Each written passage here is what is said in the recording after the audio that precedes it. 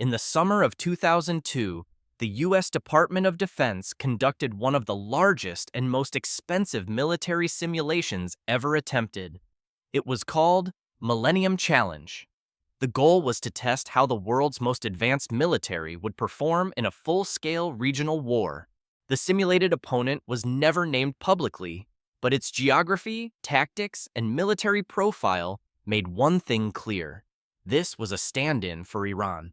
On paper, the United States had overwhelming advantages: multiple aircraft carrier strike groups, complete air superiority, precision-guided weapons, a defense budget of more than $300 billion at the time. The opposing force had none of that. No modern air force, no global satellites, no matching navy. What happened next shocked the planners running the simulation. Within the first 24 hours, the blue team, the United States, suffered catastrophic losses. 16 major warships were sunk in the simulation, including an aircraft carrier. The estimated virtual death toll exceeded 20,000 personnel. The simulated commander had ignored modern doctrine. He used motorcycle messengers instead of electronic communications. He launched hundreds of small, fast attack boats and missiles simultaneously, overwhelming U.S. defenses through sheer volume. The exercise was halted, then reset. Many of the results were quietly overridden so the simulation could continue. But the core lesson could not be erased. Because this wasn't a failure of technology, it was a failure of assumptions. And it raised a question that has followed the United States for more than 4 decades. Since 1979, the United States has fought wars in the Middle East, toppled regimes, and deployed millions of troops overseas. Yet one country has never been invaded. The question is often framed as political. Too risky, too controversial, too destabilizing. But inside the Pentagon, the answer is far colder than that. The real reason Iran has never been invaded is not ideology or religion. It comes down to 2 forces no superpower can negotiate with: geography and math. Iran is not just a country, it is a natural fortress. A military equation that has been calculated for more than 40 years and has never produced a solution the United States could afford. The geography of doom. To understand why Iran is impossible to invade, you have to stop thinking like a politician and start thinking like a geographer. Because before a single shot is fired, the terrain has already decided the rules of the war. Iran covers roughly 1.65 million square kilometers. That makes it 4 times larger than Iraq, and larger than France, Germany, and the United Kingdom combined. Simply moving forces across this space is a logistical nightmare, but size alone doesn't stop an invasion. Terrain does. Iran is wrapped in mountains that function like natural walls, continuous, elevated, and brutally effective at slowing modern armies. Along the western edge stretches the Zagros mountain range, running nearly 900 miles from north to south, with peaks rising above 14,000 feet. These aren't scenic backdrops. They are physical barriers. For a mechanized army, mountains dictate movement. Tanks, trucks, and fuel convoys are forced into narrow passes, what military planners call choke points. In these corridors, speed disappears, flexibility vanishes.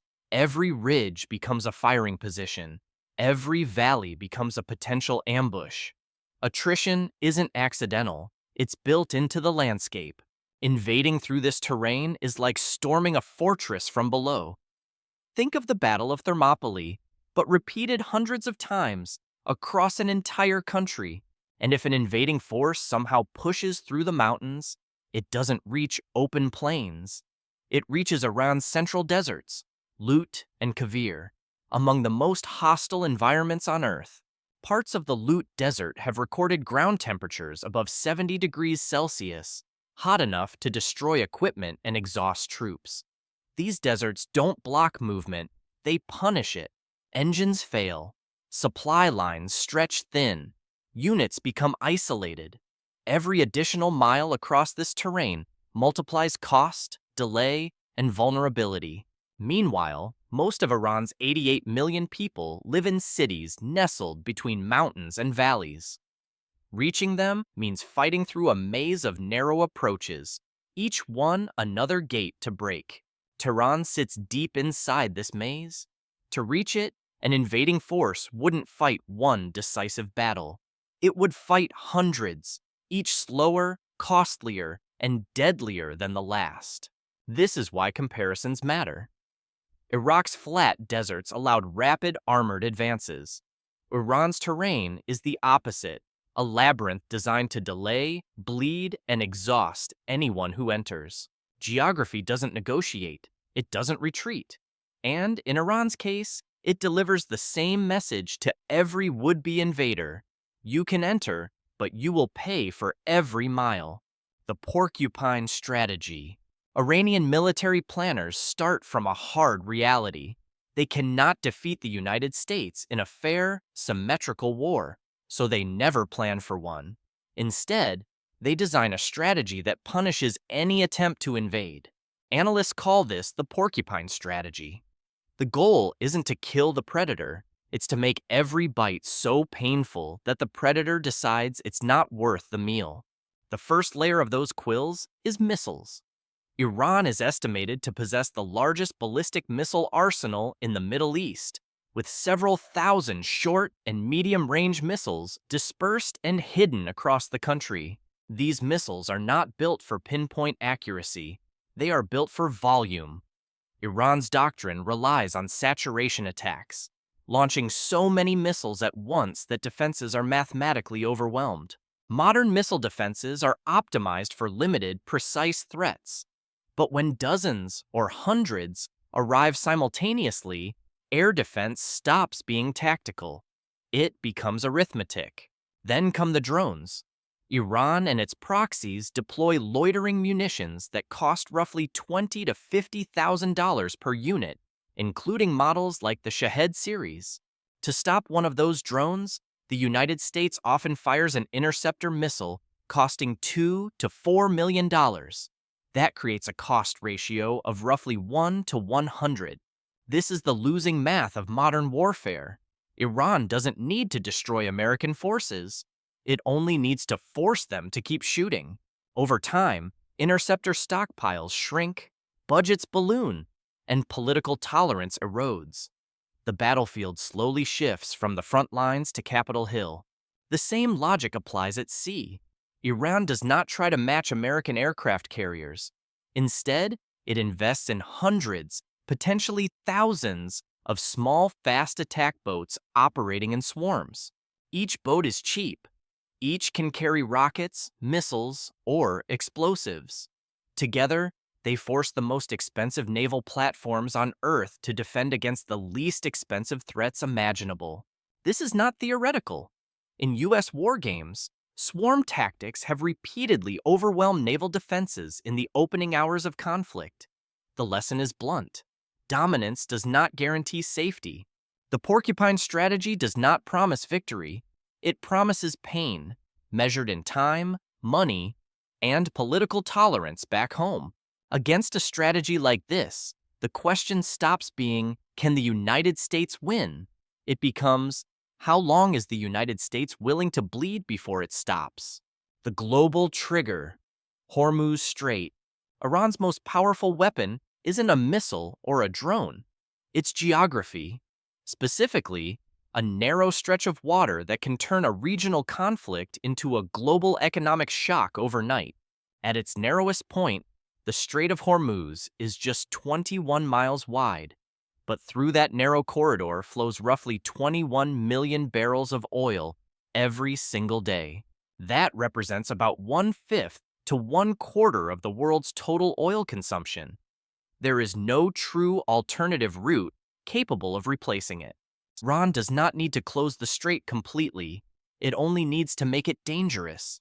Even a partial disruption is enough to send markets into panic. One of the simplest tools to do this is also one of the oldest, naval mines. They are cheap to deploy, difficult to detect, and extremely effective at halting shipping. Clearing naval mines is slow and dangerous work. Even with advanced navies, fully securing the strait could take weeks or even months. During that time, oil markets don't wait. Energy models estimate prices could spike to $150 or even $200 per barrel within days. For Americans, that translates directly to the gas pump. Prices could jump to $6 or $7 per gallon, reigniting inflation almost instantly. Higher fuel costs ripple through the economy. Transportation, food prices, and consumer goods all rise. Stock markets react. Confidence drops. This is why the Strait of Hormuz is often described as Iran's economic nuclear option, not because it destroys cities, but because it can destabilize the global economy without a direct military strike. In this equation, Iran doesn't need to win on the battlefield. It only needs to remind the world how fragile modern energy flows really are. The day after. Let's assume the impossible happens. The United States accepts heavy losses, absorbs the costs, and reaches Tehran. The regime collapses. On paper, the war is over. History shows that winning a war and controlling what comes after are two very different challenges. And this is where the math becomes even more unforgiving. Military planners use a standard rule for counterinsurgency and stability operations. Roughly 20 troops for every 1,000 civilians to maintain basic security. Iran's population is about 88 million people. By that formula, stabilizing the country would require roughly 1.6 to 1.8 million troops on the ground. For comparison, the entire active-duty U.S. military today numbers around 1.3 million personnel across all branches combined. In other words, even if the United States deployed every available active-duty service member, it still wouldn't have enough troops to occupy Iran. And numbers alone don't capture the terrain. The same mountains that slow invasion also protect insurgencies. Narrow valleys, high ridges, endless hiding places. Afghanistan required roughly 20 years, over $2 trillion, and at its peak, more than 100,000 U.S. troops. In a country 1/3 the size of Iran. Iran would be Afghanistan multiplied by population, by geography, and by nationalist resistance. A long occupation would be measured not in years, but in generations. Supply lines would stretch hundreds of miles. Every road would need protection. Every convoy would become a target. Over time, costs rise, casualties mount, and political support at home collapses, not because the war was lost, but because the peace cannot be held. This is the final paradox. Winning the invasion might be possible. Winning the occupation almost certainly is not. The stalemate. After decades of planning, war games, and classified analysis, one conclusion keeps resurfacing inside the Pentagon. The United States does not avoid invading Iran because it lacks military power. It avoids Iran because the cost of using that power is simply too high. Iran cannot be taken quickly, it cannot be taken cheaply, and it cannot be controlled afterward without committing resources the United States no longer has or no longer wants to spend. The numbers make this clear. A war that risks tens of thousands of casualties, hundreds of billions or trillions of dollars, and a global oil shock is not a rational trade-off for regime change. This is why every U.S. administration, regardless of ideology, reaches the same quiet conclusion. Iran is not a military problem waiting to be solved. It is a strategic dilemma designed to punish any clean solution. Modern power is no longer measured only by tanks crossing borders. It's measured by supply chains, energy flows, financial markets, and public tolerance for pain. In that world, Iran does not need to defeat the United States militarily. It only needs to make intervention irrational, and so far, it has succeeded. This is the deeper lesson. Geography still matters. Math still matters. And sometimes, even the strongest military on Earth runs into a problem that strength alone cannot solve. Iran is not impossible to attack, but it is impossible to invade without triggering consequences that reshape the global economy and everyday American life at home. So here's the real question.